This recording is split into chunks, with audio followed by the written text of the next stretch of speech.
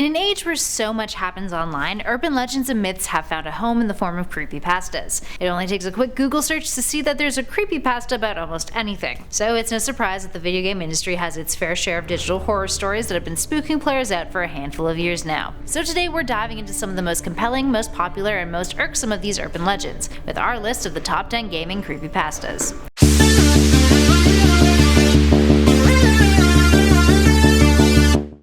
At number 10, The Perfect Video Game. Starting off our list is a creepypasta about a video game console. Released back in the early 90s, this console had promised the most immersive games imaginable, but it was quite different than the other consoles released around that time. It had no cartridge slot, no reset button, one controller port, and barely any of the system were actually released, less than 50. One game in particular on the console was considered the perfect game. Incredibly lifelike graphics, impressive gameplay, smart NPCs, and an endless amount of content. Everyone who played it never wanted to stop. The author of this creepypasta began to search for this console, intrigued by its rumors, and interviewed a few people who had played this perfect game. They said that the better that you got at the game, it started to sustain you. You didn't need food or water, just the items that you earned in the game. But the more that you played, you would start to feel the physical impacts that your character in the game would feel. If you were attacked by a whip, you would feel the impact in real life. One player even reportedly had a scar on his arm. In both of these accounts, their parents had to drag them away from the console and throw it out, taking them to the hospital. The author researched further and eventually found some startling information. There were 15 separate incidents where people had died in front of their TVs while playing a bootleg console, with their physical selves being quite butchered. Their autopsies would later reveal that their internal organs had dissolved. When the authorities tried to contact the console's manufacturer, the address and sticker on the back of the system led them to a site of a warehouse that had been demolished over 80 years prior. Creepy. Up next, number 9, Lost Silver. Moving on to a more depressing story, this creepypasta is the tale of a gamer who wanted to replay his copy of Pokemon Silver for the Game Boy Color, because nostalgia. But he no longer had the cartridge, so instead he had to hunt down a copy of it at GameStop. When he popped it into his Game Boy, there was already a save file on it, so just for fun he decided to load it and see what was up. The game had clocked in 999 hours, along with a full Pokedex and all the gyms beaten. The character's name was simply ... So the player takes a look at the character's party of Pokemon. It's all unknowns, who just so happened to spell out the word leave. The gamer then decides to keep playing with it, and the game becomes more and more glitched as he goes. Every Pokemon he battles has really strange moves with morbid names. He then accidentally stumbles along a glitch that lets him walk outside of the character's bedroom, and he transforms into a ghostly looking sprite version of the character. He keeps walking and eventually comes across a duplicate, a seemingly normal sprite of the main character. But when he speaks to them, they say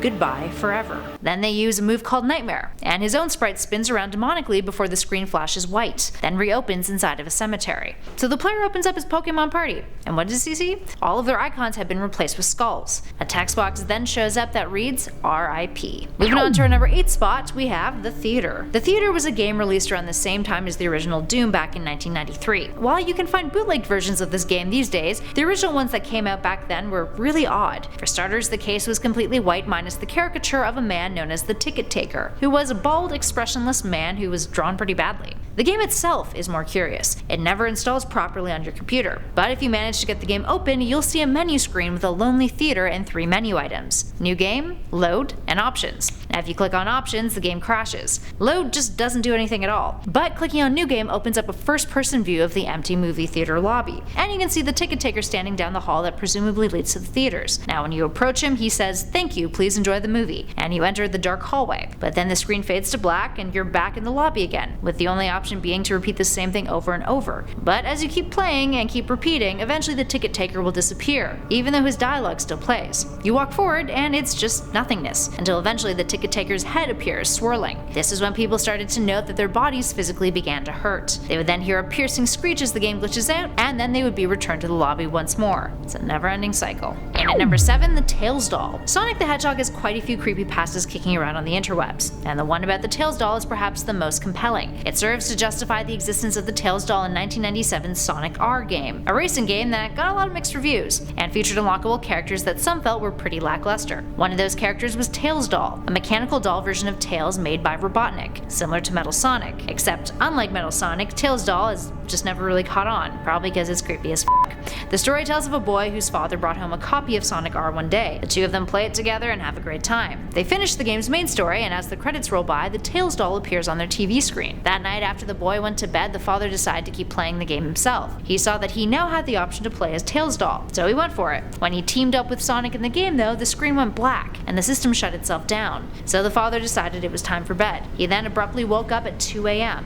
hearing thuds against his door. Thinking it was just his son, he sleepily called out for the boy to go back to bed. The thumping continued. He got out of bed to investigate, and as the dad got closer to the door, he heard a whisper softly say, "You are coming with me, forever." He opened the door to discover a blood-covered doll, the Tails doll, waiting for him on the other side. Now there's a few variations of this creepypasta if you're interested, but it seems like plenty of people have just been creeped out by the Tails doll in the past. Up next, number 6, the NES Godzilla. This creepypasta is about the 1988 NES Godzilla game, Godzilla Monster of Monsters. The creepypasta was written by Cosby Daft, and it's notoriously long. So the story goes that he found a cartridge of the game, and it seems really glitchy, featuring unfinished areas and new monsters that weren't in the game originally. As he continues to play, things get weirder and weirder, and even include personality tests within the gameplay, plus a bunch of monsters that graphically would not have been capable of existing when the game initially came out. One in particular, a foe named Red, was next to impossible to defeat. When Cosby Daft was inevitably defeated by Red, what appeared on his screen was chilling. It read, "You can't win, Zachary." He asked the game how it knew his name. Red replied, "I've known you for a long time. I'll tell you a secret. I killed Melissa." It then challenged him to send in his last monster, Godzilla, to try to defeat him. Of course, Godzilla didn't stand a chance. That's when Cosby Daft started to become numb in real life. But before he passed out, a familiar character he encountered previously in the game appeared, stating that she was Melissa, and gave him a new monster to use to fight Red. He then defeated Red, and then the game ended. The next day, he decided to sell the cartridge on eBay. Kind of a cop-out there, Zachary. Up next, number 5, Come Follow Me. The Lavender Town Syndrome urban legend is one that most Pokemon fans are familiar with. It's the story of multiple children in Japan dying after playing the original Pokemon Red and Green games back in 1996. They would become depressed and commit suicide after playing the games, specifically after they got into the Lavender Town portion. It was rumored that the score of the game and its high pitch is what was driving these children insane. But Come Follow Me offers up a different explanation, and a lot of murder. It's a continuation of that, but this time follows detectives who were investigating the cases of these children, which also resulted in their own deaths, and the deaths of everyone close to them. 10 years later, the detective who originally found the evidence for the cases was drawn to pop in one of the Pokemon Red cartridges into a Game Boy. He started hearing a voice that said, "Come follow me," and fell under a trance, pulled in by the voice as he played the game. He began to hear the voices of all the dead children, and then the voice said, "Come follow me," and led him to his old gun stored away in his apartment. He then shot himself in the head. Up next, number 4, SONIC.EXE. SONIC.EXE is perhaps one of the most famous creepypastas in video game history. Essentially, it's the story of a player who was given a PC port of Sonic the Hedgehog for the Sega Genesis from his friend. His friend also left him a note, saying to destroy the copy, and that it was too late for him. Confused, the player just pops the disc in anyway, which is marked simply as SONIC.EXE. As he plays, he sees the game looks a lot like a horrific version of the Sonic game that he once knew and loved, and the character select gives him the option to play as Tails, Knuckles, or Robotnik. But at first, he can only choose Tails. He then proceeds to play as all of these characters, and things are really messed up. Each stage is super horrific, and each character is chased by a demonic Sonic who eventually seemingly kills them. After he finishes with Robotnik, the demonic Sonic appears on his screen, along with a message that says, "Hide and seek." Some versions of this creepypasta end with Sonic coming out of the screen and killing the player. Other versions end with the player being hunted down in real life, resulting in their mysterious death. Next up at number 3, Ben Drowned. Ben Drowned is the Legend of Zelda's most well-known creepypasta. It has to do with the creepiest game of the franchise, Majora's Mask. Initially from 4chan, this story tells of a haunted cartridge, and a player who, upon starting the game for the first time, noticed that it had a save file already on it titled Ben. When he started a new game himself, all of the NPCs still referred to him as Ben, so he decided to delete the save file in hopes of fixing the problem. But that didn't fix it. The NPCs stopped referring to him altogether, so the player thought he'd try something out. The 4th day glitch, which is the glitch that allows you to play past the 3rd day in the game when the moon crashes into the planet and the game ends. This is when things get really weird. The player then begins to notice weird textures, NPCs missing from their usual locations, music playing backwards, and the constant repetition of the phrase, "You shouldn't have done that." The player began posting videos of gameplay footage on 4chan, and then, out of nowhere, just disappeared from his dorm dorm room unannounced, and moved. So his roommate replied to his thread on 4chan for him, saying that the player only left a final movie and a text file behind, which indicated that the ghost of Ben would soon break out of the cartridge. Next up at number 2, KILLSWITCH. KILLSWITCH is the game that no one has ever played, but has one hell of an urban legend and reputation behind it. It's almost impossible to verify its existence. Yet the myth has stood the test of time. The game's story is said to be about a woman who wakes up in a coal mine, and then deals with a bunch of demonic stuff. The game is programmed to self-terminate if it's ever completed, and only 5,000 copies of the game were ever created. So you play as either Ghast or Porto. Ghast is an invisible demon but extremely powerful, and Porto was just a regular woman. Typically people only play as Porto because not being able to see Ghast made the game incredibly difficult. Now when players finally get to the end of Porto's journey, the screen turns white, and you're unable to play the game again. It deletes itself. The game's developers, Carvina Corp, released a statement saying that the game was intended to give you a unique playing experience. Like reality, it's unrepeatable, irretrievable, and illogical. Death is final,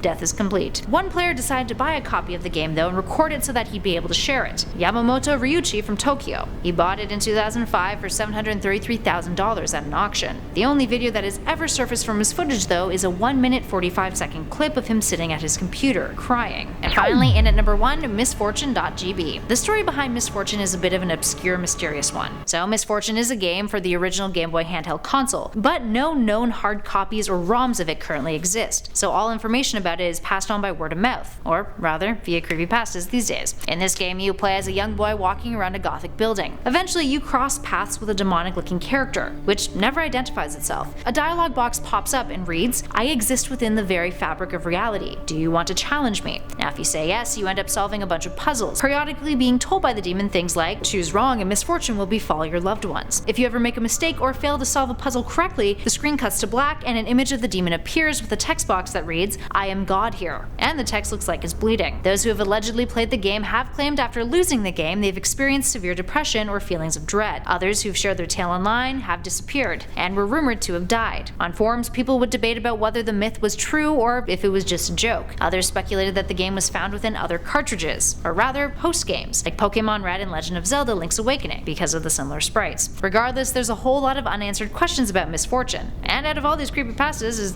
it's seemingly the most realistic one. Plus, fun fact, it's speculated that Misfortune, being one of the OG video game urban legends, was likely what inspired the authors of other video game creepypastas, like SONIC.EXE. Alright, there we have it friends, which of these freaked you out the most? Are there other gaming creepypastas that you think should have made a spot on our list? Give us a shout in those comments below and tell us all of the things that are on your mind. Now if you dug this video, be sure to hit that like button, subscribe if you'd like to hang out with us some more, and be sure to take a look at the playlist we've got up on your screen for more top 10 gaming, from lists, updates, news, and more. In the meantime, thanks for watching everybody. I'll catch you in the next video.